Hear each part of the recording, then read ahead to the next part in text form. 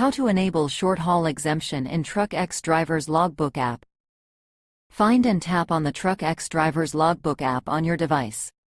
Download the app if not already done.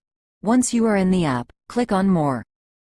Tap on Exemptions to enable any exemption. Select Short-Haul Exemption Setup. If you have previously enabled the exemption, you have to reset the date by clicking on Reset Exemption for future use. Choose your work location.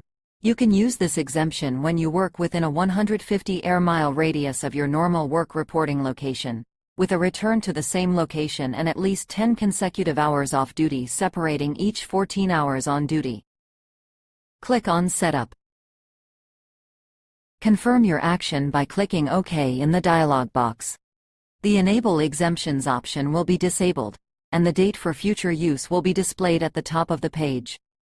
On the specific date when you can use the exemption, the Enable Exemption option will be available. Click on it. Confirm your action by clicking OK in the dialog box. Yay! The short-haul exemption is now activated and visible on the screen. On the home page, the activated exemption will be visible, providing you with 16 hours of work time instead of 14, while the driving time remains the same at 11 hours.